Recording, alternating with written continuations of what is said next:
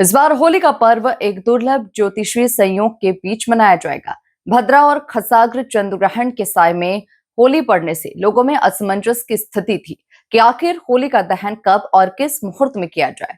अब ज्योतिषाचार्य ने स्थिति स्पष्ट कर दी है। आइए जानते हैं होली का दहन और धुलेंडी का सटीक समय और इसका धार्मिक महत्व। देखिए पूरी रिपोर्ट।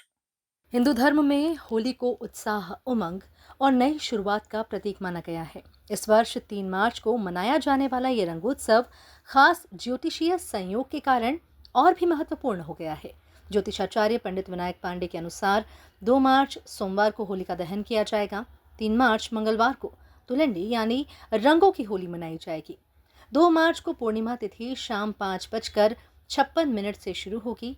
ठीक इसी समय से भद्राकाल भी प्रारंभ हो जाएगा, जो अगले दिन सुबह 5:32 तक रहेगा। उसका क्या प्रभाव और उसका असर क्या पड़ेगा? देखिए, इस वर्ष जो है वो 3 मार्च को चंद्र ग्रहण है। सॉरी। और जो चंद्र ग्रहण है वो दोपहर में प्रारंभ हो जाएगा, लगभग 2 सवा 2 के आसपास। और 6:30 बजे तक उसकी 6:47 तक उसकी अवधि है। और चंद्रोदय जो है वो लगभग 6:30 बजे के आसपास हो रहा है। तो इसे ग्रस्तोदित चंद्र ग्रहण कहा जाता है। मतलब दिन में ही चंद्र ग्रहण प्रारंभ हो जाएगा और जैसे ही चंद्रोदय होगा उसके थोड़ी देर बाद वो समाप्त हो जाएगा। तो बहुत कम अंश में ये चंद्र ग्रहण मान्य है। फिर भी चूँकि भारतवर्ष के अधिकांश भागों में ये दिखाई देगा, तो इसके लिए चंद्र ग्रहण की जितनी भी मान्यताएं हैं वो सब लागू होंगी। और 12 घंटे पहले उसका सूतक प्रारंभ हो जाएगा। तो सुबह 6:30 बजे से इसका सूतक रहेगा और चंद्रोदय जैसे ही होगा उसके पश्चात चंद्र ग्रहण जैसे ही समाप्त होगा वैसे ही इसकी मुक्ति हो जाएगी। तो 3 तारीख को चूँकि चंद्र ग्रहण है, अब यहाँ पर 2 स्थितियाँ हैं। एक तो प्रदोष काल में पूर्णिमा की अव्याप्ति। 2 तारीख को 2 मार्च को पूर्णिमा प्रदोष काल में व्याप्त रहेगी।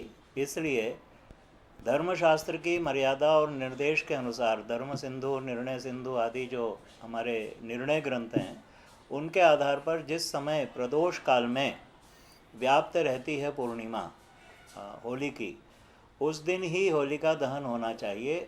अगले दिन प्रदोष व्यापिनी पूर्णिमा नहीं है, इसलिए होलिका दहन 2 मार्च को होगा।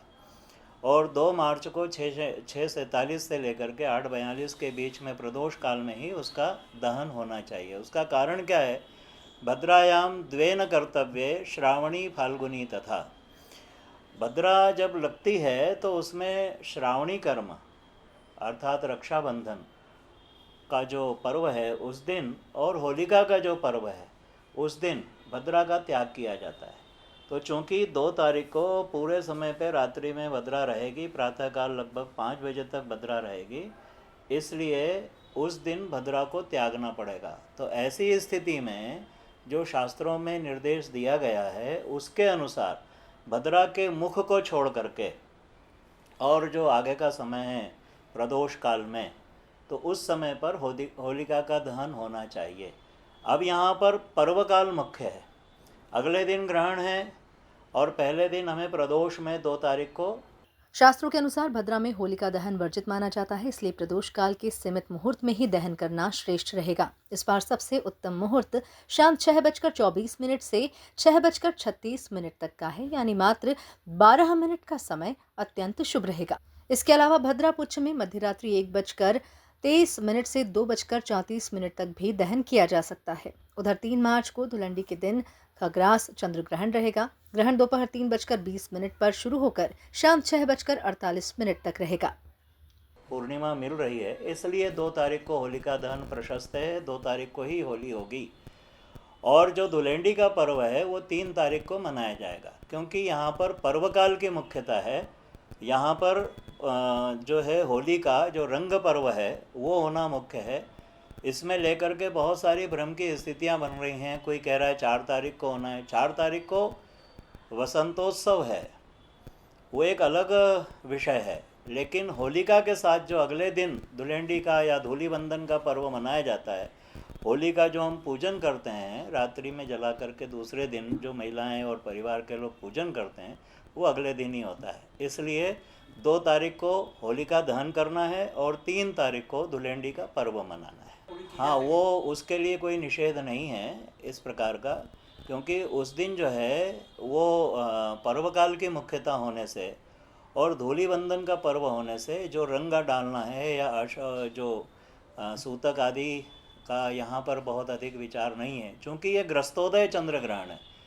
मतलब ये माने कि जैसे एक उंगली का पर्व होता है ना, जैसे नाखून का पर्व, ये उतना सा बस प्रवेश हुआ और समाप्त हो गया। चंद्रोदय हुआ और 10-15 मिनट बाद ग्रहण समाप्त हो जाएगा। तो इसकी बहुत अधिक व्याप्ति न होने से इसका दोष उतना अधिक नहीं है।